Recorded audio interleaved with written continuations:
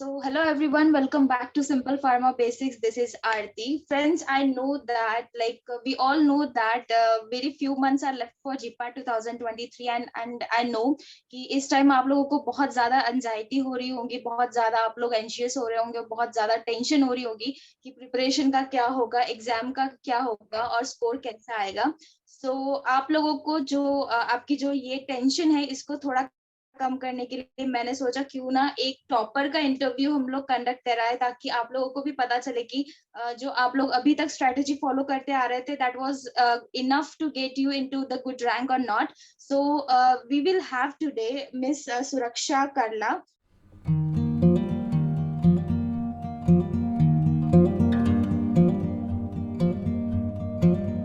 Okay, guys, so let us welcome our today's guest, Miss Suraksha Kalra. तो सुरक्षा, मैं आपसे रिक्वेस्ट करूंगी कि प्लीज आप अपने बारे में कुछ बताइए कि आपने बी फार्म कहाँ से किया, देन अभी आपका जीपैट का स्कोर तो मैं ऑलरेडी बता चुकी हूँ, बट आप भी फिर से एक बार बताइए. तो I would request and I will hand over this meeting to you and please introduce yourself. So hi, I am Suraksha Kalra, and I would like to thank Aarti ma'am for inviting me over with this, and it is a privilege to be able to share my knowledge with all of you. I have actually done my B Farm from Jamia Hamdard, and I started again preparing for GPAT in fourth year, and I have scored All India rank 42 in GPAT. And yeah, it is my privilege to be able to help you all in navigating through your journey. That's so sweet of you, Suraksha. Actually, it's my pleasure to have you here. And okay, guys, so we will start with the questions. And I'm damn sure, by the end of this video, आपके बहुत से जो questions है उसके आपको answers मिल जाएंगे. And I would request कि आप वीडियो को end तक देखो ताकि आपको इसका maximum benefit हो, और half वीडियो देखकर मत छोड़ना, क्योंकि हाफ नॉलेज अगर आप लेते हो तो it is always always always dangerous. तो ट्राई करो कि लास्ट तक आप इस वीडियो को देखो ताकि आपको आपके क्वेश्चंस के आंसर्स मिल जाए. Let's begin with the questions. My first question to you is this: why did you decided to appear for GPAT? I mean, बहुत से जब स्टूडेंट सेकेंड ईयर या थर्ड ईयर होते हैं तो उनको कंफ्यूजन होता है like why we should do GPAT because it takes lots of efforts to prepare for GPAT and to study for GPAT. तो एक उनके पास सबसे पहले मतलब यही क्वेश्चन होता है कि हम लोग क्यों स्टार्ट करें GPAT की प्रिपरेशन. तो मुझे आपसे ये पूछना है कि आपने क्यों और कब डिसाइड किया था कि आपको GPAT की प्रिपरेशन करना है, एंड आपने GPAT के लिए प्रिपेयर करना कब स्टार्ट किया था. तो एक्चुअली मैंने GPAT के लिए प्रिपरेशन स्टार्ट करा था in my fourth year itself, and again that is a very subjective thing and it depends on individual to individual. A lot of people start preparing in first or second year itself, and I think that is very commendable and it takes a lot of effort and a lot of dedication. But मैंने fourth year में करा था prepare because in my initial year of B Farm I was not clear कि if this is something that I want to pursue आगे. Because obviously अगर masters आप कर रहे हो तो मास्टर्स जीपैट का मतलब कि आप आगे जाके मास्टर्स करोगे, चाहे आपको एमबीए में करो, नाइपर से एमबीए कर लो या फिर एम फार्म करो. एंड वो जो 2 साल होते हैं जो आप अपनी लाइफ के दे रहे होते हो इन इस क्रूशल टाइम पे, that is a very important decision. So I think you should decide to do it, you should prepare for it only if you are sure कि मेरे को ये करना है. तो आई थिंक अगर आप श्योर हो, जब भी आप श्योर हो जाओ तब से आपकी प्रिपरेशन स्टार्ट हो जानी चाहिए basically. And I think the best time for me, according to me, is the third and fourth year वाला जो time होता है, that is the best time to start preparing. Because starting में first और second year में क्या होता है, आपका कोर्स नया नया होता है, आपको नहीं पता कि कोर सब्जेक्ट क्या है, आपको नहीं पता कि मुझे पढ़ना अच्छा लगेगा नहीं लगेगा, आपको नहीं पता कि मेरे को कॉर्पोरेट अच्छा लगेगा, R&D अच्छा लगेगा, मेरे को जॉब करनी है. ये सारी चीजें आई थिंक आपको फर्स्ट एंड सेकेंड ईयर में एक्सप्लोर करनी चाहिए. आप डिफरेंट इंटर्नशिप्स करो, आप डिफरेंट टाइप का अपना इंटरेस्ट जनरेट करने का ट्राई करो, आप ये सारी चीजें एक्सप्लोर करो. And I think by the end of third year और the beginning of the third year you should have a clear idea of what you want to do. So personally for me, I like to study, I like to teach, so I was particularly interested in academics. And this is what I thought कि अच्छा ठीक है, this is what I can do good and this is what I would like to do in future. तो आई was like ठीक है, मेरे को अगर एकेडमिक्स में जाना है तो मेरे को मास्टर्स करनी पड़ेगी and then I have to study further. तो that was my priority, that was my decision. And I think again a lot of people are good at corporate things. A lot of people decide कि अच्छा ठीक है, they want those things, so they start preparing for those things in third to fourth year. So I think हाँ, आपको एक clear idea होना चाहिए कि मेरे को क्यों करना है, and वो explore करने के लिए आप फर्स्ट एंड सेकेंड ईयर में आप इंटर्नशिप करो, आप पढ़ो, आप अपना सब्जेक्ट इंटरेस्ट देखो, आपको क्या क्यों करना है. And third to fourth year is I think the ideal time. Okay, very well explained Suraksha. Like जैसे सुरक्षा ने बताया है कि आप कोई भी जो चीज है वो ब्लाइंडली फॉलो मत करो. First you have to discover what your interest are. Then अगर आपको लगता है कि आपका एकेडमिक्स में इंटरेस्ट है या आपका आरएनडी में इंटरेस्ट है और आपको मास्टर्स करना चाहिए, then and then only go for GPAT. ऐसा नहीं है कि आपके सीनियर्स कर रहे हैं या कोई कर रहे है तो करो. So this is a very good thing that सुरक्षा सेड. सो सुरक्षा, मुझे आपसे ये पूछना है कि आपको क्या लगता है कि मिनिमम कितने इयर्स की स्टडी लगती है जीपैट क्रैक करने के लिए? मतलब what is the time span that is required for the GPAT preparation? That is again a very subjective thing, because I have seen a lot of people who have started preparing for first and second years and they were not able to clear it, while a lot of people who have started preparing in the last 5 to 6 months, they were able to clear it. So it depends on what level you are at and how clear are your basics. If your basics are clear, then even the last 5 to 6 months are more than enough for you to clear it. अगर अगर आपकी basics clear नहीं है तो at least minimum time, अगर basic clear नहीं है तो 1 साल you should spend on it, because if you are again opting for something, if you are opting for your future, तो टाइम देना तो is good.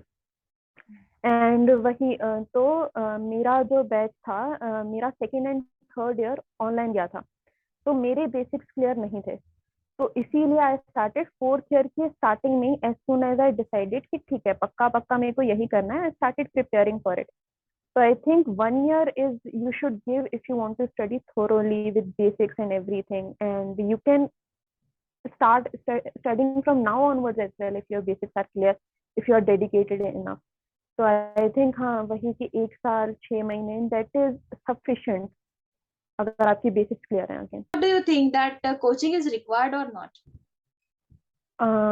I personally did join a coaching in the beginning of my fourth year. As soon as I decided that I want to pursue this, I opted for coaching because I think coaching provided me with a set of instructions to follow, with a set of timetable to follow कि मेरे को starting में ये चीजें करनी है, मेरे को बाद में ये चीजें करनी है, मेरे को कब टेस्ट देना स्टार्ट करना है. All of those set of instructions came down with my coaching.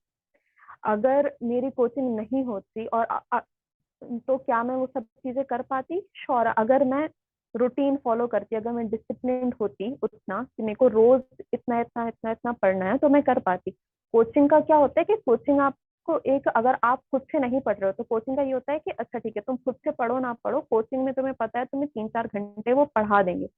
तो तुम्हारा दिन का होता है कि you won't be wasting your time and you won't be lazing around, because so I think coaching provided me with that. And do I think it is necessary for someone to join coaching to crack GPAT? No. Or to have a good rank? No, because I have seen a lot of people who have prepared just out of YouTube sources, uh, from apps, that is from free material that is provided on a lot of apps, and they have secured great ranks. They are in great colleges at the moment. So all of that they have done is because of their discipline, because of their hard work, and because of the set of routine that they follow.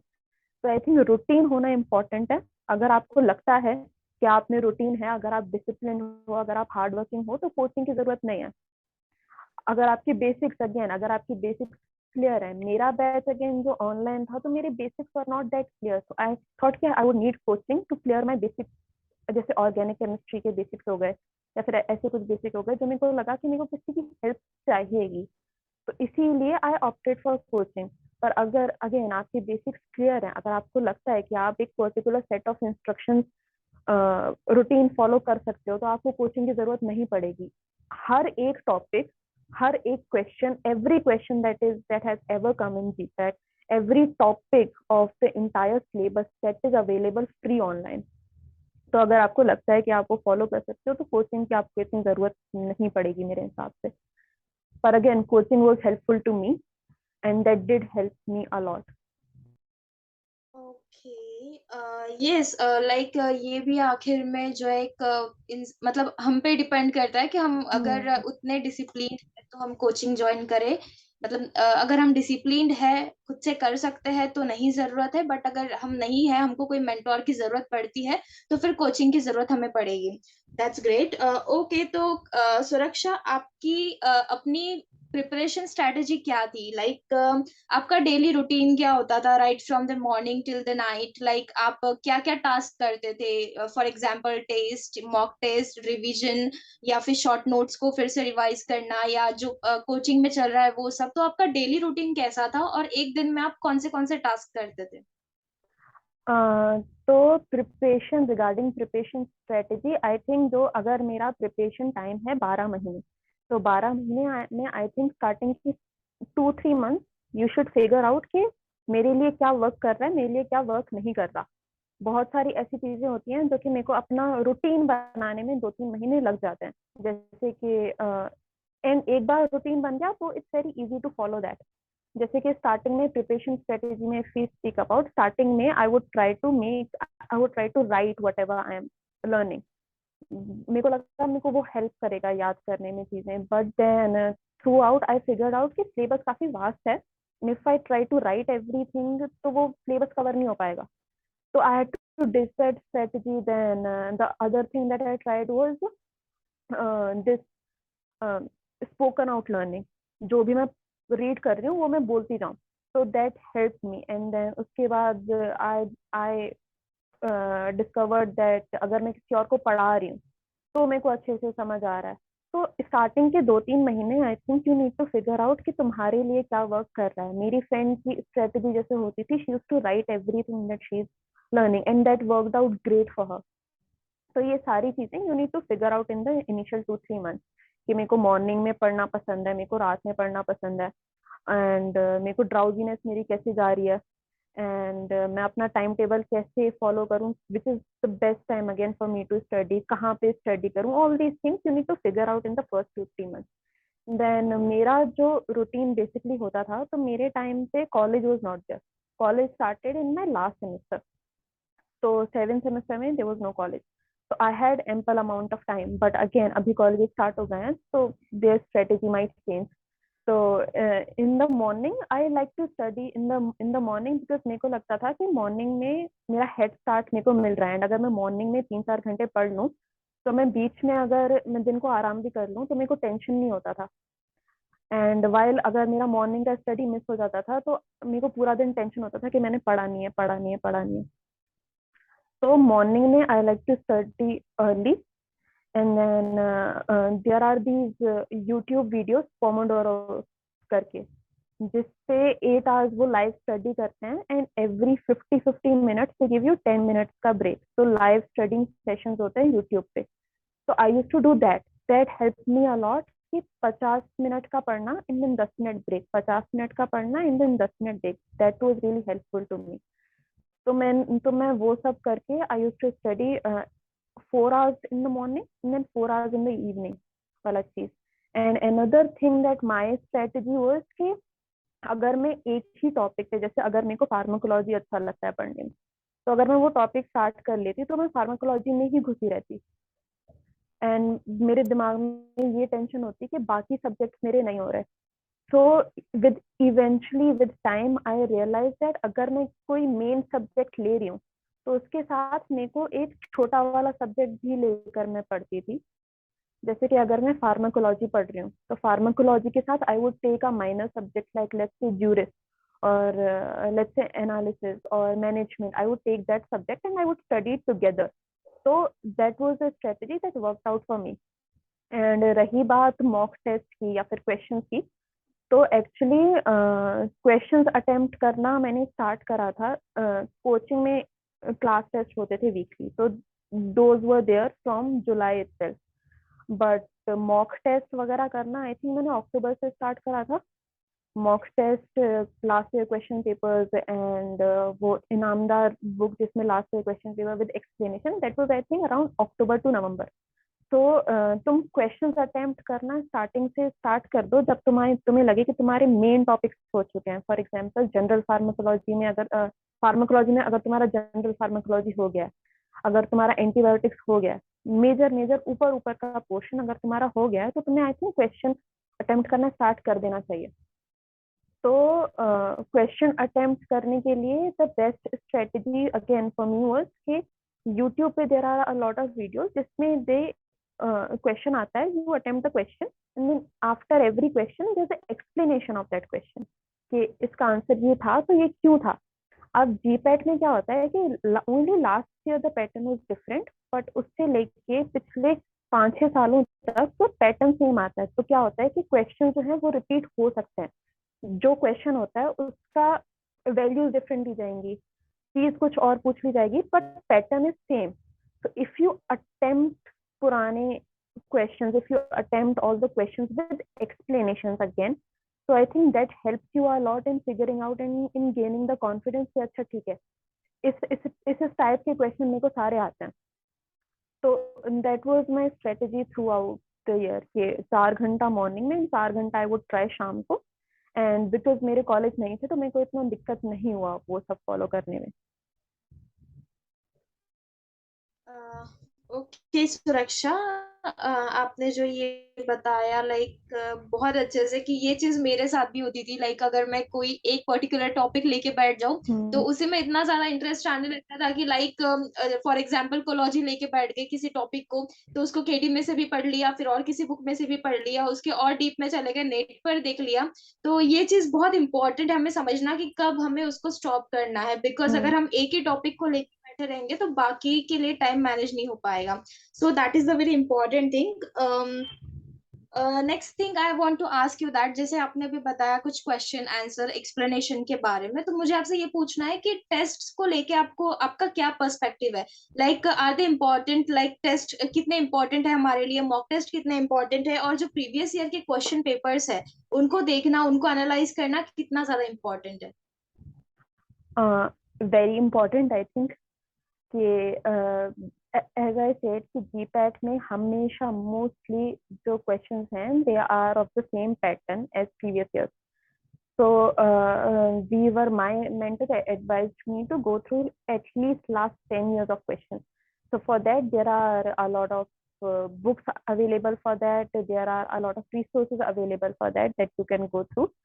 And अब वो last 10 years के questions करना तो is take it as a must. You have to attempt last 10 years of questions. If you are not attempting the last 10 years of questions, at least try for maximum years. Let's say 5 to 6 years of questions. Do that. Then how important do I think कि attempting mock test and attempting tests are?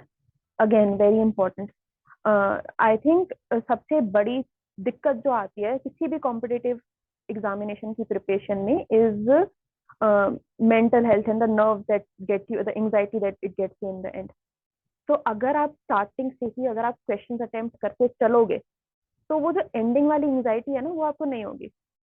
तो that is a must कि I think अगर आप slowly slowly, I am not saying कि आप question paper अभी से करना स्टार्ट कर दो, पर अगर आप दिन के 10 क्वेश्चन भी अटेम्प्ट करते हो अभी एंड आप ट्राई करते हो तो आप में कॉन्फिडेंस आ जाएगा, एंड वो कॉन्फिडेंस एंडिंग में बहुत हेल्प करता है। तो अब आप क्वेश्चंस लगाओगे कहाँ से? तो क्वेश्चंस अगेन मैंने बोला कि लगाने के लिए यूट्यूब पे एक्सप्लेनेशन विद क्वेश्चंस अवेलेबल हैं। There are so many apps जिससे आपके पास फ्री मटेरियल मिल जाता है, फ्री क्वेश्चन पेपर मिल जाता है, आप वो कर सकते हो। And there are a lot of test series available also that you can join different जगह पे। And there are books also available जिसमें हर एक क्वेश्चन का एक्सप्लेनेशन वगैरह सब कुछ दिया होता है। तो क्वेश्चंस आई थिंक करना is very much, and class test वगैरह। एंड अगर आप क्या करते हो, अगर आप मॉक टेस्ट वगैरह दे रहे हो, मॉक टेस्ट में अगर आपका रैंक्स अच्छे आ रहे हैं तो that also gives you a sense of confidence, that also कि अच्छा ठीक है मैंने ये पेपर कर लिया, मैं जीपैट भी हो जाएगा, कुछ नहीं। एंड खुद को एनालाइज करते रहना is I think very important कि मेरे को जैसे मेरे से अगर केमिस्ट्री के क्वेश्चन हो रहे हैं तो ठीक है, बढ़िया, मेरे को केमिस्ट्री में I can take it as my strong suit. And मेरे से किस चीज के क्वेश्चन नहीं हो रहे हैं, जैसे मेरे से अगर मुझसे स्टैटिस्टिक्स के क्वेश्चन नहीं हो रहे, इकोलॉजी के क्वेश्चन नहीं हो रहे, तो मेरे को उन पे ज्यादा फोकस करना है। तो कॉन्स्टेंटली क्वेश्चन करना इज इम्पोर्टेंट। दैट इज, हाँ, that's what I think. Okay Suraksha, तो जैसे आपने अभी केमिस्ट्री को मेंशन किया, so I want ask like what kind of questions are asked in OC organic chemistry, because ये बहुत से स्टूडेंट को स्पेसिफिकली इस सब्जेक्ट का बहुत डर है ऑर्गेनिक केमिस्ट्री का। तो वो बस यही पूछते रहते हैं कि मैम क्या हमको सारे सिंथेसिस याद करना पड़ेगा, मैम क्या हमको सारे रिएक्शंस याद करना पड़ेगा, क्या हमको सब कुछ याद करना पड़ेगा। तो I want to know like what kind of questions are asked organic chemistry and उसको कैसे प्रिपेयर करना चाहिए। तो ऑर्गेनिक केमिस्ट्री में I think most of the, because again तुम प्रिडिक्ट नहीं कर सकते कि कैसा आने वाला है क्वेश्चन पेपर। तो लास्ट टाइम हुआ क्या था कि last time the most difficult part जो हमेशा काफी इजी आता था, that was organic chemistry. Organic chemistry हमेशा काफी इजी इजी आता था, तो वी थॉट कि ऑर्गेनिक केमिस्ट्री में तो यही यही क्वेश्चंस आएंगे, इससे ज्यादा तो कुछ आ नहीं सकता। But last time the most difficult thing I found was organic chemistry only. And उसमें द स्ट्रक्चर्स, पर अगेन बेसिक क्लियर रखो। तुम्हें जरूरी नहीं है हर एक सिंथेसिस याद करना, तुम्हें जरूरी नहीं है हर एक टाइप का रिएक्शन एग्जैक्टली याद करना। बेसिक्स क्लियर रखो। अगर तुम्हारे बेसिक क्लियर हैं, तुम क्वेश्चन सॉल्व कर सकते हो इजीली। जैसे लेट्स से नेम रिएक्शन ले लिए मैंने। नेम रिएक्शन में, अब नेम रिएक्शन में जो इम्पोर्टेंट इम्पोर्टेंट वाले होते हैं, you should learn all those, they are important. Synthesis, synthesis से एक क्वेश्चन आता होगा। तो अगेन, अगर तुम, and synthesis and metabolism is like a major chunk. तो अगर तुम स्किप करोगे सिंथेसिस, मैंने पर्सनली स्किप करा था because that was a huge chunk. And name reactions वगैरह, they are very important, you should do it. And aromaticity से काफी आते हैं, aromaticity is a must. And heterocyclic is also a must that you should do. Again, सारी चीजों के अगर तुम बेसिक कॉन्सेप्ट क्लियर करके चलोगे, तो तुम्हारा आराम से क्लियर हो जाएगा ऑर्गेनिक केमिस्ट्री भी। अब ऑर्गेनिक केमिस्ट्री में बड़ी बढ़िया चीज ये होती है कि तुम ऑप्शंस देख के तुम आंसर निकाल सकते हो कि अच्छा ठीक है, अगर एक रिएक्शन को कंप्लीट करने के लिए तुम्हारे पास दिया हुआ है, तो रिएक्शन को कंप्लीट करने के लिए अगर तुम चार ऑप्शंस में से हमेशा दो ऑप्शंस ऐसे होते हैं जो तुम अगर कॉमन सेंस यूज करोगे, ये दो ऑप्शंस तो हो ही नहीं सकते। अगर ये मिला के ये स्ट्रक्चर तो बन ही नहीं सकता, वो दो ऑप्शन एलिमिनेट हो गए। फिर तुम जो दो की प्रोबेबिलिटी बचेगी, उन दो में तुम अगेन, अगर तुम्हारे बेसिक्स क्लियर हैं, you need not to remember everything, you just need to remember कि अगर ये और ये कंबाइन करता है तो क्या बनने की प्रोबेबिलिटी है। That I think you need to get clear. And I think उससे तुम लगा सकते हो क्वेश्चन, अगर तुम्हारे बेसिक्स क्लियर हैं। एंड तुम्हें जरूरत नहीं है हर एक चीज याद करने की, सिंथेसिस की, मेटाबॉलिज्म की, या फिर ये, पर तुम्हारा एरोमेटिसिटी क्लियर होना चाहिए, तुम्हारे हेट्रोसाइक्लिक क्लियर होने चाहिए, तुम्हारे स्ट्रक्चर्स जो हैं कि जो heterocyclic, pyrrole, furan, all these, again all these things should be clear. And organic chemistry से और क्या आता है इम्पोर्टेंट, आई थिंक, हाँ, कि acidity order and basicity order, all of these things, उससे एक एक क्वेश्चन तो तुम मान के ही चलो वो आता है, ठीक है। एंड वही एरोमेटिसिटी ऑर्डर एंड ये सारी, एंड बेसिक लाइक कॉन्जुगेशन क्या होता है, इंडक्टिव अफेक्ट क्या होता है, ये सारी की सारी चीजें, अगेन बेसिक चीजें याद रखोगे तुम्हारा हो जाएगा। कॉमन सेंस यूज करके तुम्हारा हो जाएगा। तुम्हें जरूरत नहीं है कि हर एक चीज मेरे को याद करनी है या हर एक चीज रट्टाफाई करनी है, because syllabus is very vast. याद करोगे भी अभी, एक दो दिन के बाद भूल जाओगे। तो फिर जस्ट ट्राई, अपने बेसिक जितने क्लियर हो सकते हैं उतने अपने बेसिक क्लियर करने का ट्राई करो, एंड क्वेश्चन अटेम्प्ट करने का ट्राई करो, बाकी हो जाएगा। एसिडिटी का जैसे लगता है कि एग्जाम्पल, अगर तुम्हें एसिडिटी का पता है कि एसिडिटी का इंक्रीजिंग ऑर्डर कैसे होता है, बेसिसिटी का इंक्रीजिंग ऑर्डर कैसे होता है, तो वहां पे कोई भी क्वेश्चन आएगा, you can attempt it. So I think that needs to be the key. Don't try to rectify and learn every name reaction, every synthesis, every वो, but to try के minimum नेम, जो name reactions हैं जो मैं देख रही हूँ कि मेरे प्रीवियस ईयर्स में आ चुके हैं, वो याद कर रहा हूँ। सिंथेसिस जो मैं देख रही हूँ मेरे प्रीवियस ईयर्स में आ चुके हैं, वो मेरे को याद करना है। और बेसिक्स क्लियर करना है. आई think that is the key for organic chemistry. Yes, like मुझे भी यही लगता है कि लाइक जो बेसिक्स है ऑर्गेनिक केमिस्ट्री के, मेनी टाइम्स जो मेडिसिनल केमिस्ट्री में भी बेसिक्स काम आते हैं. लाइक अगर कोई ड्रग हम्म. है, जैसे अब कोई ड्रग है, उसके किसी पोजीशन पे से हमने अगर इलेक्ट्रोनेगेटिव ग्रुप हटा दिया है, तो उसके लाइक फोटो सेंसिटिविटी पे क्या इफेक्ट गिरेगा, उसके जो साइड हम्म. इफेक्ट्स क्या इफेक्ट गिरेगा. तो ऐसे बहुत से हम्म. क्वेश्चंस मेडिसिनल केमिस्ट्री में भी बेसिक्स में काम आते हैं.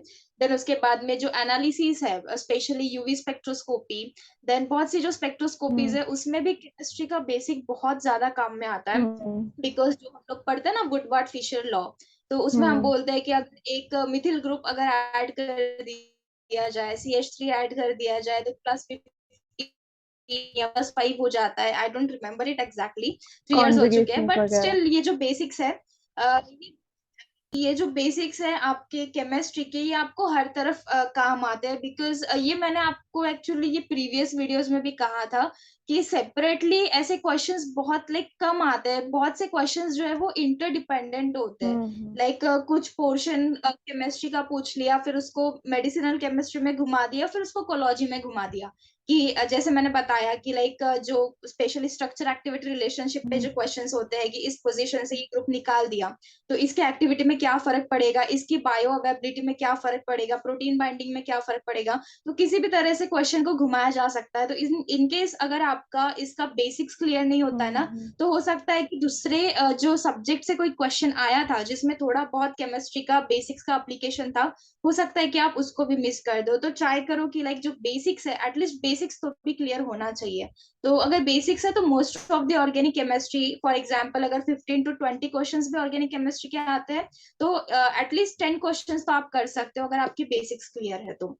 Okay, so let's move towards the next question, सुरक्षा.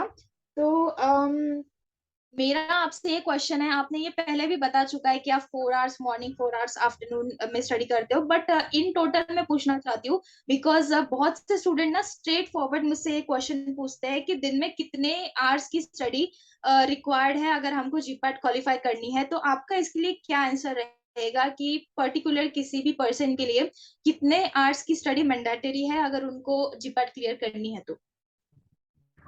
देखिए मैंडेटरी वाला तो कुछ है नहीं, because mandatory again to each their own. And starting में आई थिंक तुम स्टार्टिंग में भले ही अगर तुम्हारा साल स्टार्ट हो रहा है तो स्टार्टिंग में तुम कम ही पढ़ोगे, and as slowly the time increases, तुम्हारा हैबिट इंक्रीज होगा तो तुम उतने आवर्स दे पाओगे. स्टार्टिंग में अगर तुम ये टारगेट बना के चलोगे from the beginning of the preparation कि मेरे को स्टार्टिंग में 10 घंटे पढ़ना है या 12 घंटे पढ़ना है, that won't be possible, because तुम्हारी आदत ही नहीं है उतनी बैठने की. तुम नहीं पढ़ पाओगे जितना भी कर लो. तो I think you have to develop a slow habit of doing that. And then जो तुम्हें लगता है कि मेरे मैक्सिमम 3 आवर्स हैं जितने में, जैसे अगर आपके अभी कॉलेज स्टार्ट है तो आप कॉलेज से आइडियली 5 बजे तक आते हो, 5 बजे तक आते हो, तो उसके बाद इवन इफ यू, तो आपके पास बच्चे ही आपके पास 6-7 घंटे हैं maximum. If I am talking about 6-7 घंटे बच्चे हैं आपके पास. तो 6-7 अगर आप वीकडेज में, अगर आप 5-6 घंटे भी आप स्पेंड कर रहे हो, एंड वीकेंड्स पे लेट्स से अगर आप 8 घंटे स्पेंड कर रहे हो, that I think should be more than sufficient. But again वो हर एक की कैपेसिटी पे डिपेंड करता है. आप स्ट्रेट अवे 8 घंटे या आप स्ट्रेट अवे 5-6 घंटे वीकडेज में नहीं पढ़ सकते. तो आपको अपना हैबिट डेवलप करो. And I think if you study for whatever free time that you have in day, if you do not waste your time, if आपके वो 10 घंटे भी हो सकते हैं जो आपको फ्री मिले, आपके वो 12 घंटे भी हो सकते हैं जो आपको फ्री मिले, आपके वो 5 घंटे भी हो सकते हैं जो आपको फ्री मिले, other than all your work. So I think whatever free time, whatever time that you can give, you should give. There is no minimum time, there is no maximum time. But I think okay, on weekends you should at least give 8 hours, and on weekdays 3 to 4 hours, 5 hours, जो भी आपको free time मिले apart from college studies, you should invest in it. ये सुरक्षा, very well said. जैसे कि आपने पहले भी बताया था कि लाइक अगर किसी के बेसिक्स क्लियर है तो उनको थोड़े कम एफर्ट्स डालने पड़ेंगे, और वही अगर किसी के बेसिक्स क्लियर नहीं है तो थोड़े ज्यादा एफर्ट्स डालने पड़ेंगे. और इनडायरेक्टली या डायरेक्टली ये चीज इसी पे मतलब डिपेंड करती है कि आपको कितने आवर स्टडी करना पड़ेगा. जैसे कि अगर आपके बेसिक्स क्लियर नहीं है तो आपको थोड़ा हो सकता है कि 2-3 आवर्स ज्यादा डेडिकेट करने पड़ेंगे स्टडी के लिए। तो अगेन इट डिपेंड्स कि आपकी अभी क्या क्या पोजीशन आपकी है, क्या सिचुएशन आपकी है, आपके बेसिक्स कितने क्लियर है, और अगेन कि आप जो पढ़ रहे हो वो आपका कितने जल्दी आप उसको समझ पा रहे हो। तो ये सब जो है ये एक इंडिविजुअल पे डिपेंड करता है एट द लास्ट की कितने आवर्स की स्टडी रिक्वायर्ड होगी। Okay, so next question is this कि आपने बुक्स कौन सी यूज की थी पर्टिकुलरली किसी सब्जेक्ट के लिए, जैसे कि फिर से मैं बात करूंगी ऑर्गेनिक केमिस्ट्री की, कि ऑर्गेनिक केमिस्ट्री में स्टूडेंट्स को लगता है कि क्या हमें पूरी बहलन बहली पढ़नी पड़ेगी, क्या हमें पूरी ये बुक पढ़नी पड़ेगी। अब मेडिसिनल केमिस्ट्री के लिए क्या हमें पूरी विल्सन पढ़नी पड़ेगी। तो ये क्वेश्चंस होते हैं कि बुक्स कौन सी यूज करना है। देन स्टडी मटेरियल अगर कोई हम यूज कर सकते हैं तो रिलायबल स्टडी मटेरियल, क्योंकि वो इम्पोर्टेंट है कि इन्फॉर्मेशन आपको कहीं से भी मिल जाएंगी, लेकिन करेक्ट इन्फॉर्मेशन, रिलायबल इन्फॉर्मेशन मिलना बहुत जरूरी है। तो आप क्या सजेस्ट करोगे कि अगर पर्टिकुलर किसी सब्जेक्ट के लिए कोई बुक है या कोई स्टडी मटेरियल है वो कौन सा यूज करना चाहिए? तो I start with each subject वाला। तो बिकॉज मेरी कोचिंग थी तो मेरे को हर एक चीज के लिए बुक्स की जरूरत नहीं पड़ी। but the ideal books that everyone should have and should refer to is first again Bible KDT। तो अगर कोलॉजी के लिए KDT का you have to have KDT, चाहे वो ऑनलाइन हो, सॉफ्ट कॉपी हो या हार्ड कॉपी हो। रेफरेंस के लिए KDT इज आइडियल। कि KDT में जो टेबल्स होते हैं, KDT में जो एडवर्स इफेक्ट के टेबल्स होते हैं, KDT में जो वो अगेन जो एग्जाम्पल्स होते हैं, जो वो सारी चीजें काफी इंपॉर्टेंट हैं। जो क्लासिफिकेशंस होते हैं वो सारी चीजें काफी इंपॉर्टेंट है। कोलॉजी के लिए एक और एक्चुअली बुक आती है क्लासिफिकेशन की, अलग से क्लासिफिकेशन की छोटी सी बुक आती है जिसमें सिर्फ क्लासिफिकेशन दिए होते हैं। तो क्लासिफिकेशन अगेन, तो important question, classification is a must. Classification से एवरी ईयर तुम्हारे 3-4 क्वेश्चन तो मान के ही चलो, तो क्लासिफिकेशन तुम्हें करनी करनी है। तो क्लासिफिकेशन की एक छोटी सी बुक आती है that you should keep, and KDT for reference you should always have either soft copy or hard copy, whatever that you want. Then बात आई केमिस्ट्री की। अब केमिस्ट्री की I personally did not use any sort of reference book for chemistry. I like studying from YouTube. I like studying from teachers के वो, so I preferred that. And YouTube पे again, YouTube पे हर एक name reactions, हर एक there are काफी great channels which teach you analysis and ये सारी चीजें। तो I referred through that, and you should make sure कि जो आप channel से आप देख रहे हो वो चैनल की कितनी क्रेडिबिलिटी है। कोई भी आके पढ़ाना नहीं चाहिए, it should have some credibility कि वो जो बता रहा है वो सही बता रहा है या नहीं बता रहा। so that, so chemistry के लिए I did not refer to any book as such. A lot of people referred to a lot of books, but then again that was, I did not do that. And then Cutics के लिए Lachman का you should have Lachman for tables and stuff. तो Lachman में जो tables होते हैं they are very important। जो values के tables होते हैं या फिर जो उसके HLB वगैरह के, तो और Lachman में sterilization के ये सारी चीजें I think are important। and Lachman is like again जैसे कोलॉजी का बाइबल इज KDT, वैसे Cutics का Bible is Lachman। So Lachman ka again you should have a soft copy or a hard copy that you can refer to for references and stuff।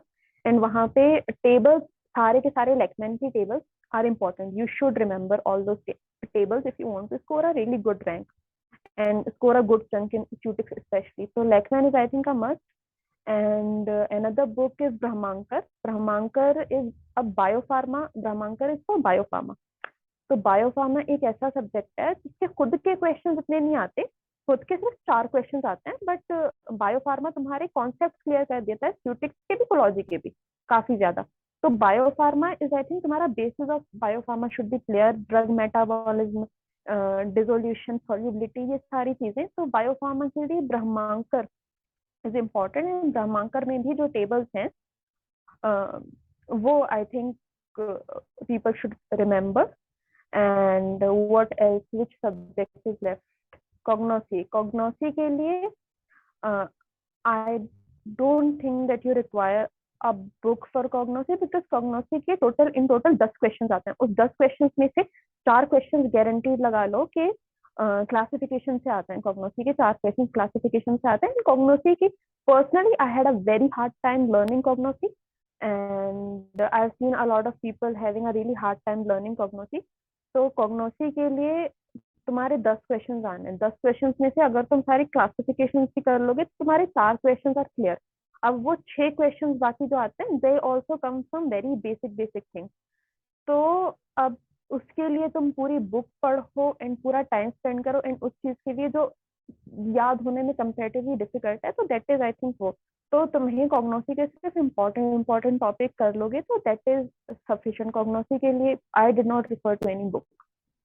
Okay, so Raksha, so my next question to you is this कि आपने अपने college के साथ में GPAT की study कैसे maintain की, जैसे कि as you have already told me that कि आपका सेकेंड एंड थर्ड ईयर तो ऑनलाइन था बट फाइनल ईयर में आपका कॉलेज स्टार्ट हो गया था and this is the very big problem for each GPAT aspirant right now कि कॉलेज के साथ में हम लोग जीपैट की स्टडी कैसे मेंटेन करें. So I want to ask you like how did you maintain your studies with college studies. तो आई थिंक आपका प्रायोरिटीज अगेन स्ट्रेट होना चाहिए एंड आपको कितना परसेंटेज चाहिए सेमेस्टर एग्जाम में, ये सारी चीजें क्लियर होनी चाहिए. जैसे कि अगर आपका सीजीपीए अच्छा चल रहा है through out previous semester and आपको लगता है कि अच्छा ठीक है अगर आप अभी डिसेंट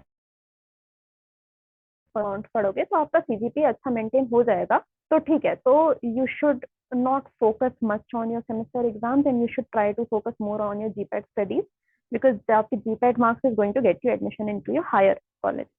But again that जैसे पर आपको ये अगेन मिनिमम क्राइटेरिया ये सारी चीजें दिमाग में लेके चलनी पड़ेंगी. जैसे आईआईटी बीएचयू में क्या होता है, आईआईटी बीएचयू में आपको उनका एंट्रेंस तो क्लियर करना ही है बट आपको 80% मैनेज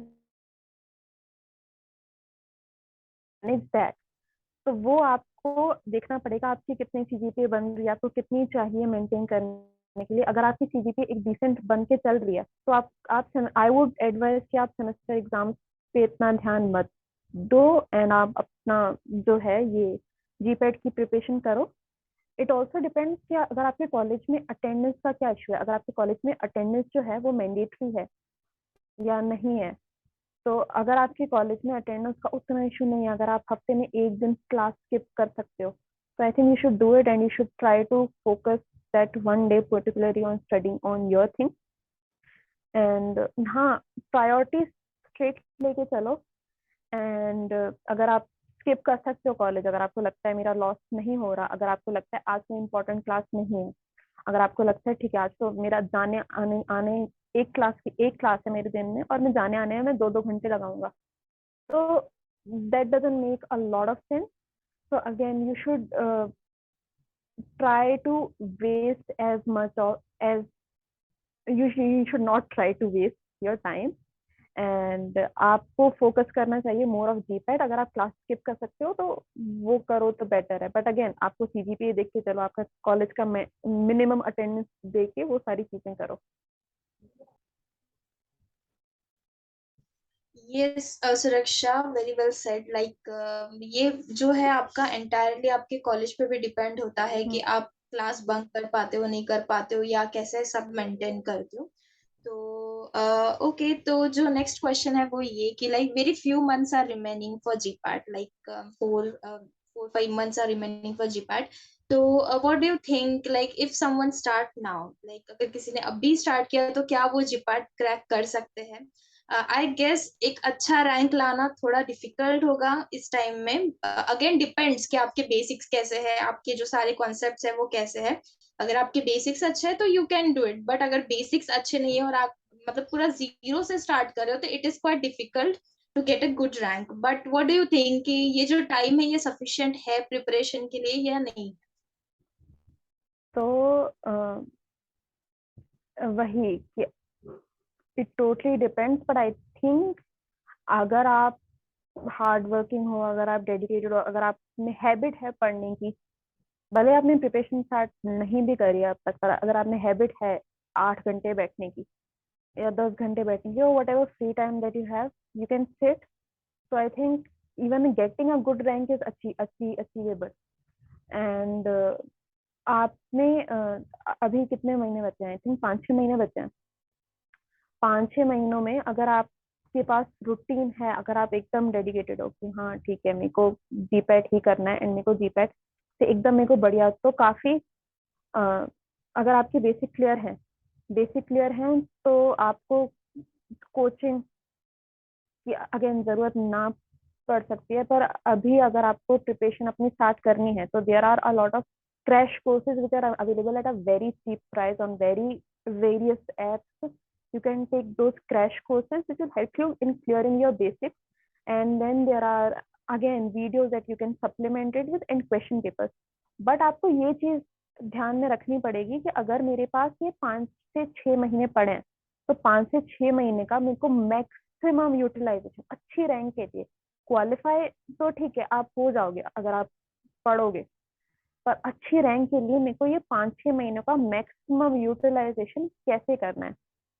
तो मैक्सिमम यूटिलाइजेशन आप तभी कर पाओगे अगर आपके पास, अगर आप सारे के सारे रिसोर्सेज का यूज करोगे। अगर आपको क्रैश कोर्सेज लेने हैं आप क्रैश कोर्सेज ले लो, अगर आपको यूट्यूब से क्वेश्चन करना है आप यूट्यूब से क्वेश्चन करो। आप पॉसिबल है, it is very much possible to get a good rank within these months, but again you need to be disciplined, you need to be hardworking, and you need to utilize your resources to the maximum. 5-6 महीने बहुत लोग होते हैं जो start तो कर लेते हैं 2 साल पहले, बट कुछ सीरियस होते हैं लास्ट 5-6 महीनों में एंड उनकी काफी अच्छी रैंक आ जाती है। तो that is very much achievable. Again utilize your resources to the maximum. Yes, like जो मेन थिंग यही है कि आप कितना सीरियसली पढ़ते हो और कितना टाइम डेडिकेट कर सकते हो। लाइक अगर कोई पर्सन है जो पिछले 1 साल से 1.5 साल से पढ़ रहा है but they are not giving that much time and that they are not that much serious, तो अगर आप लास्ट में भी स्टार्ट करते हो but if you are dedicating a good amount of time and good you are like putting lots of efforts और काफी serious होके और काफी लाइक स्मार्ट स्टडी कर रहे हो, तो हो सकता है कि आपकी एक अच्छी रैंक भी आ जाए। बट बात यही है कि आपको डिसिप्लिन होके पढ़ना पड़ेगा और सीरियसली पढ़ना पड़ेगा, तो आप अच्छा सा कर भी सकते हो उसके अंदर। ओके, सुरक्षा, the next thing is that कि बहुत से स्टूडेंट अभी जैसे लाइक मुझे इंस्टाग्राम पे मैसेज करते हैं या कमेंट में भी पूछते हैं कि मैम हम पढ़ तो रहे हैं, हम इतने दिनों से पढ़ रहे हैं, बट जब हम लोग टेस्ट सॉल्व करने के लिए बैठते हैं तो कुछ याद ही नहीं आता। लाइक जो भी हमने स्पेशली ये होता है ऑर्गेनिक केमिस्ट्री और कोलॉजी में, बिकॉज फार्माकोलॉजी में जो है वो बहुत सारा लाइक क्लासिफिकेशन है और बहुत सारे एडीआरस है, इतना सब कुछ है, तो वो बोलता है कि हम याद कैसे रखें। मतलब याद ही नहीं आता है कि जो हम पढ़ रहे हैं वो ऐसा लगता ही नहीं कि हमने इसको कभी पढ़ा था, और अगर पढ़ा भी है तो कंफ्यूज हो जाते हैं कि इसमें क्या है। तो लाइक आपका इस पे क्या कहना है कि like how to remember for the longer duration, अगर हमने कुछ पढ़ा है उसको लॉन्गर ड्यूरेशन तक कैसे याद रखें और उसमें टेस्ट में हम उसमें कैसे स्कोर कर पाए? ये आई थिंक अगर आपको लग रहा है कि सिर्फ आपकी प्रॉब्लम है तो आपकी प्रॉब्लम नहीं है। ये सबके साथ हुआ है, ये सबके साथ होता आएगा। कि लगता है टेस्ट देते टाइम पे लगता लगता है फॉर श्योर कि ओ ये मैंने तो सारा पढ़ा हुआ है, बट ये क्वेश्चन कहाँ से आ गया, इसको कैसे करना है, इसका आंसर क्या होगा, ओ शिट मेरे को तो याद ही नहीं आ रहा। तो ये सारी चीजें are very common and you are not alone. Every one of your peer is facing that same issue. अब अगर तुम उस इशू को आगे टैकल कर लेते हो तो दैट इज ग्रेट। अब टैकल वो कैसे करोगे? इनिशियली जब तुम क्वेश्चन सॉल्व करने बैठोगे ये दिक्कत आएगी ही आएगी कि तुमसे क्वेश्चन सॉल्व नहीं होंगे। तुम्हें लगेगा कि इसके लिए कौन सा कॉन्सेप्ट लगेगा, क्या लगेगा, मेरे को याद नहीं आ रहा। ये सारी चीजें होंगी एंड प्लस सिलेबस काफी वास्ट है। अगेन सिलेबस वास्ट है एंड सब कुछ पढ़ना, सब कुछ याद रखना एक एक point is not possible. ADR को अगर अगर आप ले लेते हो तो एडीआर भी कितने सारे ड्रग्स हैं, कितने सारे एडीआर हैं, it is not possible to remember everything. तो क्या होता है अगर आप क्वेश्चन कर रहे हो तो क्वेश्चन करने में आपको अंदाजा लग, अगर आप चलो आपको आंसर नहीं भी आता है क्वेश्चन, अगर आप क्वेश्चन देख के उसका आंसर भी देख लेते हो कि ठीक है इसका आंसर ये होगा, तो आपको अंदाजा हो जाता है कि इस टाइप के क्वेश्चन पूछे जा सकते हैं। एडीआर इस टाइप के, मेरे को हर एक एडीआर याद करने की जरूरत नहीं है, पर मेरे को इम्पोर्टेंट एडीआर याद होने चाहिए। तो वो आपके आई थिंक दिमाग में होना चाहिए। जैसे कि लास्ट टाइम एक क्वेश्चन आया था कि I think the question was something related to कि what is the rare side effect of fluoroquinolone. I think that was the question. तो उन्होंने कॉमन वाला कोई साइड इफेक्ट नहीं पूछा, उन्होंने रेयर वाला पूछा था। तो आप ये सब दिमाग में रखो कि जब आप कोई भी क्वेश्चन, कोई भी आप टॉपिक पढ़ रहे हो तो उसमें यूनिक क्या है वो आप याद रखो। तो that is I think sufficient. कि जैसे उसमें होता है सल्फोनामाइड्स में जो स्पेसिफिक वाले रिएक्शंस हैं, और पेनिस और उसके पेनिसिलिन में वो है Jarisch Herxheimer I think reaction, that was the term I think. Yeah. and then and then a lot of these things and Kernicterus and Gray baby syndrome, ये सारी जो चीजें हैं तो स्पेसिफिक जहाँ जहाँ है आपको वो याद रखने की जरूरत है। एंड केमिस्ट्री में भी अगेन सेम चीज होती है कि आपको हर एक चीज याद करने की जरूरत नहीं है, आपके कॉन्सेप्ट क्लियर होने चाहिए। एंड स्टार्टिंग में revise, I think revision is must. अगर आप एक टॉपिक लर्न कर रहे हो एक दिन एंड आप एक्सपेक्ट कर रहे हो, आपने अच्छे से करा हुआ है टॉपिक एंड आप एक्सपेक्ट कर रहे हो कि मेरे को एक महीने बाद वो टॉपिक जब मैं क्वेश्चन करूंगी मेरे को याद रहे, it's it's not going to happen. तो आई थिंक आपको कॉन्टिन्यूसली रिवाइज करते रहना पड़ेगा। आप जब फर्स्ट टाइम पढ़ोगे तो फर्स्ट टाइम आपको मे बी एक टॉपिक पढ़ने में पूरा दिन लग जाए, और अगर आप उसे कंटिन्यूसली रिवाइज करते रहोगे तो एंडिंग में आपकी हैबिट ऐसे बन जाती है कि आप एक टॉपिक 10 मिनट में रिवाइज कर लेते हो, 15 मिनट में रिवाइज कर लेते हो। तो आपको revision is very important. Revision के बिना आपको याद नहीं रहने वाला कुछ भी। एंड बहुत फ्रस्ट्रेशन होता है इनिशियली जब आपको लगता है कि मैंने 3-4 दिन तो पहले पढ़ा था, मेरे को याद होनी चाहिए सारी चीजें, मैंने क्लासिफिकेशन ये 3-4 दिन पहले करा था, मेरे को याद होनी चाहिए, वो नहीं होती। तो आपको वो कंटिन्यूसली आपको रिवाइज करते रहना पड़ेगा। आप हफ्ते में एक दिन बना के रहना पड़ेगा कि इस हफ्ते में मैंने जो जो चीजें पढ़ी हैं मेरे को उस स्पेसिफिक डे पे वो सारी की सारी चीजें रिवाइज करनी ही करनी है। रिविजन नहीं करोगे तो नहीं होगा। बहुत सारे लोग होते हैं जिन्होंने टॉपिक सारे पढ़े होते हैं पर वो एंडिंग में रिवाइज नहीं कर पाते, उतना रिवाइज नहीं कर पाते तो वो दिमाग में रिटेन नहीं होता लॉन्ग टर्म के लिए।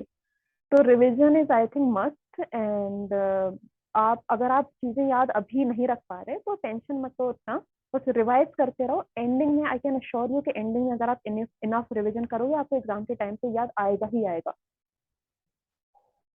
यस, मतलब वही बात है कि जैसे कोलॉजी के लिए हमें कुछ ट्रिक्स लगानी पड़ेगी, निमोनिक्स लगाने पड़ेंगे, टाइम टू टाइम उसको रिवाइज या करना पड़ेगा, बनानी पड़ेगी। तो इसी से याद रहेगा। और सेकंड चीज जो है कि जितना आप अपने आप को लाइक वो कहते हैं ना, जितना आप ब्रेन के ऊपर हैमरिंग करोगे in the form of questions, कि हमने अब जैसे पढ़ लिया, क्वेश्चन सॉल्व करने बैठ गए, तो उसमें जितना आप अपने दिमाग को हैमरिंग करोगे, जितना याद करने की कोशिश करोगे कि यार क्या पढ़ा था, इसका क्या था, इसका कुछ तो ऐसा था, तो उसके बाद में ना वो लाइक लॉन्ग टर्म के लिए रिटेन हो जाता है और अच्छे से याद आप रख सकते हो उसको। तो इसके लिए तो एक तो रिवीजन ही की है, और दूसरी है शॉर्ट नोट्स की रिवीजन। एंड सेकेंड थिंग इसकी प्रैक्टिस, जितना हो सके उतनी ज्यादा प्रैक्टिस। ओके, सो सुरक्षा, नेक्स्ट थिंग इज कि एंजाइटी को कैसे कंट्रोल करें, बिकॉज बहुत कम टाइम बचा है। एक तो स्पेशली वो स्टूडेंट जिन्होंने स्टार्टिंग से प्रिपरेशन, मतलब बहुत टाइम से प्रिपरेशन स्टार्ट नहीं की है, अभी अभी स्टार्ट की है, एक तो टेंशन उनके दिमाग में ये होता है कि क्या हम अभी कर पाएंगे। सेकेंड चीज ये है कि जिन्होंने स्टार्टिंग से भी की है बट जैसे कि अभी हमने बात की कि याद नहीं कर पा रहे, रिकॉल नहीं कर पा रहे, उनको एक अलग टेंशन होती है कि क्या होगा, रिजल्ट कैसा आएगा। तो ये सारा जो टेंशन है, अलोंग विथ ये सबसे बड़ा टेंशन कि कॉलेज की स्टडीज के साथ में जीपैट की स्टडी कैसे मेंटेन करें, तो इसके सॉल्यूशंस के बारे में तो हमने बात कर ली है, बट स्टिल एक जो एक एंजाइटी है वो रह जाती है और सारी चीजें कलेक्ट होके बहुत ज्यादा टेंशन क्रिएट करती है। तो आपने, आपका इसके ऊपर क्या सॉल्यूशन था कि आपने अपनी टेंशन को, एग्जाम की टेंशन को कैसे मैनेज किया? तो anxiety again a very common thing. अगर तुम्हें लग रहा है कि सिर्फ तुम्हें हो रही है, सबको हो रही है। तो एंजाइटी के लिए आई थिंक अगर तुम्हारे पास सफिशिएंट टाइम है प्रिपेयर करने का, तो अगर तुम्हें एंडिंग में, अभी तो ठीक है अभी तुम्हें उतना एंजाइटी फील नहीं होगा, एंडिंग में जो लास्ट 2 मंथ्स की आफ्टर जब फॉर्म आ जाते हैं ये सारी चीजें, तो that anxiety is very difficult to manage.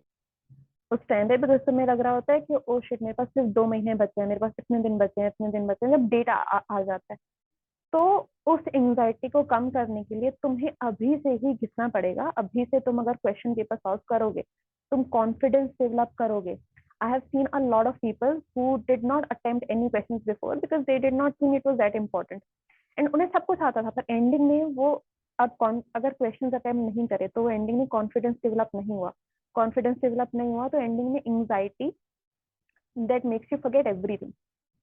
जो टेंशन होता है मेरे को कुछ नहीं आता, कुछ नहीं आता। तो अगेन अगर तुम अभी से भी अगर तुम अपनी प्रिपरेशन करना स्टार्ट कर रहे हो, तो अभी से अगर तुम क्वेश्चंस लगाना स्टार्ट कर रहे हो, क्वेश्चन लगाना is I think must for keeping anxiety in check. Second thing, I think you should not forget that you also have a life alag se. You should continue doing things that you like still. I know काफी exhaustive हो जाता है, I know काफी पढ़ना पड़ता है ये सारी चीजें, बट एक चीज अपनी अलग रखा करो जिसमें तुम्हें रिलैक्सिंग फील हो, चाहे वो कुछ भी हो। अगर तुम बाहर जाना पसंद है, अगर तुम्हें एक्सप्लोर करना पसंद है, अगर तुम्हें वॉक करना पसंद है, म्यूजिक सुनना, डांस सुनना, एक ऐसी चीज, शो देखना, कुछ भी एक ऐसी चीज you should keep with you that makes you forget about studies for a while. So I think that is important. The third advice I would like to give is I personally what helped me a lot was there are guided meditations available online. तो अगर आप Pomodoro technique का इस्तेमाल कर रहे हो पढ़ने के लिए, 50 मिनट पढ़ रहे हो, 10 मिनट ब्रेक ले रहे हो लेट्स से, तो वो 10 मिनट में if you opt for, if you meditate, if you do guided meditation for those 10 minutes और something, so I think that helped me personally to deal with my anxiety. And again, do not try to, ending का जो time होता है specially जो last के 2-3 months होते हैं, उसमें try not to study any new topic. तुम्हारा एम ये होना चाहिए कि मेरा जो मेजर चंक ऑफ सिलेबस है वो bye the end of the year complete हो जाना चाहिए। एंड जो लास्ट के आफ्टर द ईयर जो मेरा टाइम बचा हुआ है, that I should spend on revising revising revising. अगर तुम न्यू टॉपिक पढ़ोगे एंडिंग में और अगर तुम्हें वो टॉपिक याद नहीं आएगा तो तुम्हें एंजाइटी बहुत ज्यादा हो जाएगी। तो तुम ट्राई करो कि तुम्हारा दिसंबर तक सारे के सारे टॉपिक्स तुम्हारे जो मेजर मेजर आते हैं वो कंप्लीट होने चाहिए। तुम एटलीस्ट एक बार रिवाइज तुम्हारा हो जाना चाहिए, एंड उसके बाद you just revise what ever you have studied. अगर टॉपिक छूट भी जाता है तो तुम इतना मत सोचो, वो टेंशन लेने का ट्राई मत करो कि मेरा ये टॉपिक भी नहीं हुआ, मेरा ये टॉपिक भी नहीं हुआ, बिकॉज सारे, इट इज नॉट पॉसिबल कि सारे टॉपिक से क्वेश्चंस आएंगे ही आएंगे। इम्पॉर्टेंट टॉपिक से क्वेश्चंस आते हैं, सब जगह से क्वेश्चंस नहीं आते। तो again revise, try to do questions, and keep a hobby and meditate. These are my advices, I think, to keep anxiety under control. Yes, जैसे कि आपने अभी ये कहा कि लाइक सारी चीजें कवर करने की जरूरत नहीं है, मोस्ट इम्पोर्टेंट जो चीजें हैं उसी को कवर करना चाहिए। एंड ये चीज मैंने भी पहले बहुत बार बोली है कि if you go for like GPAT syllabus, syllabus भी अगर आप, ठीक है सिलेबस कवर हमको करना है, बट अगर आप पर्टिकुलर भी सब्जेक्ट देखते हो तो उसकी इतनी सारी रेफरेंस बुक्स है, you can not read each and every line from each and every reference book, और ये मतलब प्रैक्टिकली इम्पॉसिबल है एक्चुअली। तो और मोस्टली ये चीज पता है कब होती है, जब हम लोग ग्रुप स्टडीज करते हैं। जब ग्रुप स्टडीज करते हैं तो कोई ना कोई ग्रुप का मेंबर किसी मतलब न्यू चीज को लेकर आ जाते हैं कि यार मैंने तो आज ये पढ़ा, तुम लोगों ने इसके बारे में सुना, मैंने तो आज ये पढ़ा, ये भी पढ़ना पड़ेगा, ये भी इंपॉर्टेंट है। और उस टाइम हम लोग इतना ब्लैंक हो जाते हैं कि हम लोग खुद पे क्वेश्चन करने लगते हैं कि मैं जो इतने दिनों से पढ़ रही थी, क्या वो मतलब मुझे क्या कुछ आता है या नहीं आता है, और ये लोग जो नया नया बता रहे हैं कि हमको वो भी पढ़ना पड़ेगा। तो ऐसे टाइम पे ना ग्रुप स्टडी में बहुत ज्यादा टेंशन हमको होने लगती है। स्पेशली ये चीज मेरे साथ हुई थी कि लास्ट में जो मेरा ग्रुप था उसमें बहुत से लोगों को कुछ न्यू न्यू चीजें आती थी। वो लोग कभी कभी कुछ ऐसे ड्रग्स के नाम लेकर आते थे, कुछ नई नई चीजें, बिकॉज हर कोई अलग अलग रेफरेंस से या अलग अलग अलग सोर्स से पढ़ते हैं। तो ये चीज लास्ट में बहुत टेंशन क्रिएट करती थी। ऐसा लगता था कि यार हमको तो कुछ आता ही नहीं है, हमारा तो स्कोर ही नहीं आएगा, हम तो रैंक ही नहीं ला पाएंगे। तो फिर लास्ट में मेरा इसके लिए ये सोल्यूशन था कि मैंने अपने आप को आइसोलेट कर लिया। लास्ट के कुछ मंथ्स के लिए मैंने आइसोलेट कर लिया, सोचा कि ठीक है आरती जितना पढ़ा है उतना सफिशियंट है, अभी एक ही चीज है कि हमको प्रैक्टिस करनी है। और बाद में लास्ट में हम जितना रिकॉल कर पाए वो इम्पोर्टेंट है। आप कितना पढ़ रहे हो और आखिरी में आप कितना ज्यादा रिकॉल करके वहां पे रिप्रेजेंट कर पा रहे हो, वही इंपॉर्टेंट है। ऐसा नहीं कि आपने ये भी पढ़ लिया, वो भी पढ़ लिया, ये भी पढ़ लिया और आखिर में आप कुछ भी रिकॉल नहीं कर पा रहे हो, तो ये वर्स्ट थिंग होती है कि आप रिकॉल नहीं कर पा रहे। और ये मेजरली ना टेंशन में ये ज्यादा होता है कि हम रिकॉल नहीं कर पा रहे। ऐसे में क्या होता है कि आपने पिछले 1 साल से पढ़ रहे हो या 2 साल से पढ़ रहे हो, ये जो सारी मेहनत है वो आखिर में वेस्ट हो जाती है अगर आप रिकॉल नहीं कर पा रहे। तो इसलिए मतलब मेरा ये सजेशन इस पे ये रहता है कि आप आपके जो ग्रुप में चल रहा है ना उस पे ज्यादा ध्यान मत दो, ठीक है। अगर पॉजिटिवली लेना है, अगर आपने खुद ने भी ये डिस्कवर किया है कि इस टॉपिक पे बार बार क्वेश्चन आ रहा है और आपने इसको मिस कर दिया, तो then try to find some different time, कुछ अलग से टाइम निकालो और उसको पढ़ने की कोशिश करो। बट ऐसा नहीं है कि उसको लेकर आप बैठ जाओ और सोचो कि मैंने तो अभी तक कुछ पढ़ा ही नहीं है। ठीक है, तो ये ये क्वेश्चंस इस टाइप से हमको टेंशन आता I है अलग would अलग से। I yes would yes. actually like to add to this. तो आपने बोला ना कि आपने भी आइसोलेट कर दिया था 2-3 महीने। तो मेरे को जब एंजाइटी होता था तो I would always call up my senior and ask for advice. तो she also advise me the same thing कि उन्होंने लास्ट के after December she also isolated herself, because ये चीज बहुत कॉमन है कि कोई बोलेगा ये टॉपिक पढ़ा एंड उसका ये टॉपिक स्ट्रांग है पर तुम्हारा नहीं है। एंड तुम एंडिंग में क्या करते हो, तुम हर एक टाइप के रिसोर्सेज अवेल करने का ट्राई करते हो। तो तुम ये व्हाट्सएप ग्रुप भी ज्वाइन करते हो, वो व्हाट्सएप ग्रुप भी ज्वाइन करते हैं, एंड वहां पे ऐसे ऐसे क्वेश्चंस आते हैं जो कि बहुत टफ होते हैं, जिनका आने के चांसेस ही नहीं है। But those people have studied तो those they put up, and बहुत टेंशन हो जाता है उस टाइम पे कि ओ शिट, ये तो मैंने पढ़ा ही नहीं है। तो इन दो 2-3 मंथ स्टार्टिंग में आप अगर ग्रुप स्टडीज कर रहे हो पढ़ने के लिए करो, पर एंडिंग का जो वो टाइम है, आई वुड एडवाइज अगेन कि जितना दूर रहो, पूछो मत तुम्हारा कितना हो गया, तुम्हारा कितना रहता है, तुमने क्वेश्चन पेपर करे नहीं करे। तो that is best I think. वही तो बेस्ट ये है कि लास्ट के जो कुछ मंथ्स है उसमें आप अपने आप को आइसोलेट कर लो, बिकॉज एट द लास्ट आपको अकेले ही एग्जाम देनी है, तो आपको अकेले ही अपना दिमाग चलाना है। तो स्टार्टिंग में जितनी ग्रुप स्टडी करना है कर लेनी चाहिए, आखिर में आप अपने आप को आइसोलेट करके पढ़ो, that is the best thing for you. Okay, Suraksha, so here we are at the end of this video, so I would like to ask, would you like to add any kind of tips from your side जो शायद मैंने video में miss कर दी हो? तो क्या आप अपने साइड से कुछ टिप्स ऐड करना चाहोगे? टिप्स मैंने स्ट्रेटेजी तो I think everything is covered, but few tips that I would like to give by the end is do not try to study everything. कुछ नहीं हो रहा, छोड़ दो। मेड कैम का I tried a lot, med chem का I try to remember structures, हर एक चीज यहाँ पे ये होता है, यहाँ पे सब कुछ मैंने बहुत ट्राई करा। पर एंडिंग में आके, पर मेड कैम मेरा बहुत एफर्ट ले रहा था, एंडिंग में आके I was like is this worth the time that I am spending, because med chem के क्वेश्चन काफी कम आते हैं, 2-3 क्वेश्चन आते हैं मेड कैम के। तो अगर तुम्हें कोई लग रहा है कि अच्छा ठीक है ये मेरा मैक्सिमम टाइम ले रहा है but that is not fruit yielding enough, तो try to forget about that, try to focus on major things. अब मेजर थिंग्स में मेजर सब्जेक्ट्स होते हैं और माइनर सब्जेक्ट्स होते हैं। मेजर सब्जेक्ट्स में तुम्हारा कोलॉजी, स्यूटिक्स एंड कॉग्नोसी के 10 क्वेश्चन आते हैं, अगेन केमिस्ट्री। तो कोलॉजी, स्यूटिक्स एंड केमिस्ट्री। अब इन 3 मेन सब्जेक्ट्स में से तुम्हारे अश्योर करो कि तुम्हारे 2 स्ट्रॉन्ग होने चाहिए, 2 तुम्हें पक्का, ताकि तो वो 2 मैक्सिमम राइट आंसर्स दें। इन 3 मेन सब्जेक्ट्स में से, मेजर सब्जेक्ट्स में से 2 मेन लेके चलो अपना स्ट्रॉन्ग। फिर उसके बाद माइनर सब्जेक्ट्स में से माइनर सब्जेक्ट अच्छे से करके जाओ, that is good, because minor subject होते छोटे छोटे हैं but they give you a lot of they right answer. जैसे कि अगर तुम जूरिस्ट, डायरेक्ट आएंगे क्वेश्चंस, मैनेजमेंट डायरेक्ट आएंगे क्वेश्चंस, और analysis is also easy, direct आएंगे questions. So all these things you need to be prepared of.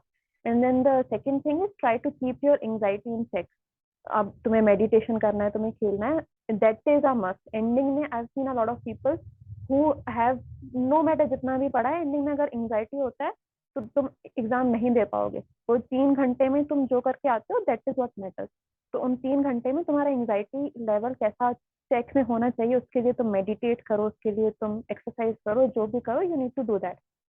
And the third thing is again revision करो। And revision, I don't think anything is important than that, revision.